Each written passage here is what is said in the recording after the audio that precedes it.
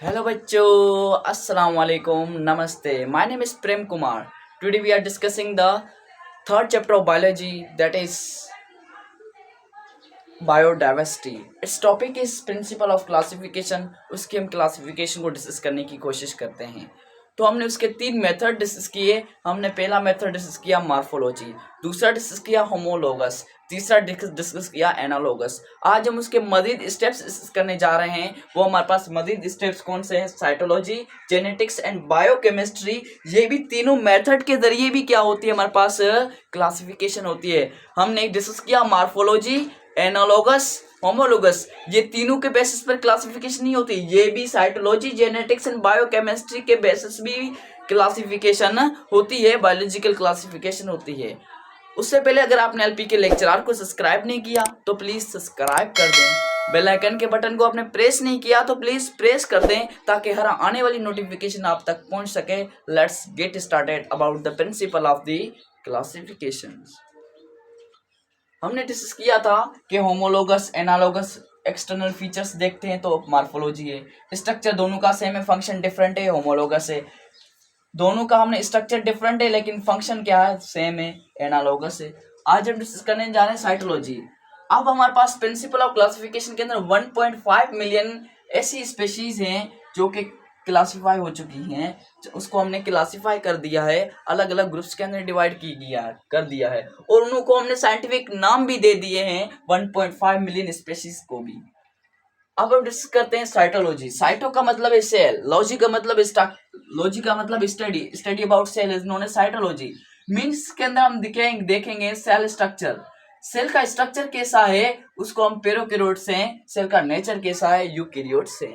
Prokaryotes और eukaryotes के basis पर उसकी क्लासिफाई करेंगे। मींस साइटोलॉजी सेल स्ट्रक्चर देखेंगे, उसका सेल स्ट्रक्चर कैसा है, सेल स्ट्रक्चर के बेसिस पर उसको हम क्या करते हैं? क्लासिफाई करते हैं। मींस साइटोलॉजी के बेसिस पर अगर हम ये स्ट्रक्चर है, इनका जो सेल होगा वो एक जैसा होगा। इन जानदारों का जो सेल का जो स्ट्रक्चर है वो सिमिलर है, डिसिमिलर है। ऑन द बेसिस हम क्या करते हैं? उसकी क्लासिफाई करते हैं। साइटोलॉजी के हिसाब से इस जानदारों को हम क्या करते हैं? क्लासिफाई कर देते हैं।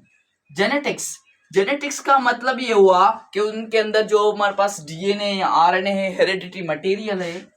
जानदारों का क्या होगा?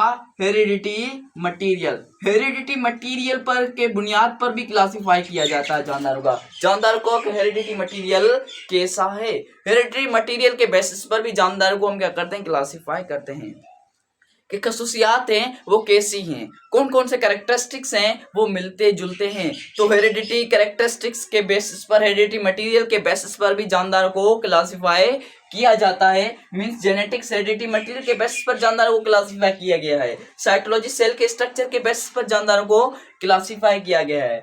बायोकेमिस्ट्री की बात करें, केमिकल सब्सटेंसेस, केमिकल सब्सटेंसेस के बेसिस पर जानदारों को क्या किया जाता है? क्लासिफाई किया जाता है, बायोकेमिस्ट्री कहलाता है। अब हमारे पास है, जैसे हमारे पास पहले तो हम डिस्कस करते हैं बायोमोलिक्यूल, जैसे लिपिड्स होंगे, कार्बोहाइड्रेट्स होंगे, फैट्स होंगे, लिपिड्स होंगे, ये हमारे पास क्या है? बायोमोलिक्यूल्स है। अब केमिकल सब्सटेंसेस, जानदारों का केमिकल सब्सटेंसेस किस तरह से हैं, केमिकल स्ट्रक्चर कैसी है, तो उनके बेसिस पर भी जानदारों को क्या करते हैं? क्लासिफाई करते हैं।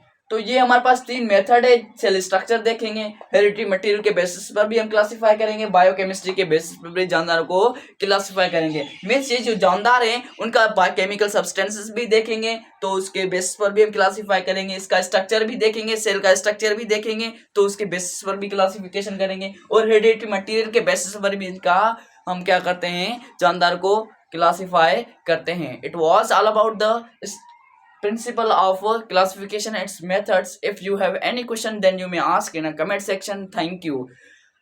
आपने अगर एलपी के लेक्चरर को प्लीज सब्सक्राइब नहीं किया तो प्लीज सब्सक्राइब जरूर कर दें ताकि हर आने वाली नोटिफिकेशन भी आप तक पहुंच सके, और बेल आइकन के बटन को भी प्रेस कर दें ताकि हमारा भी एक रिदम बन जाए कि हम आपके लिए भी अलग अलग वीडियो लेकर आते रहें। तो प्लीज सब्सक्राइब करना ना भूलें। Thank you.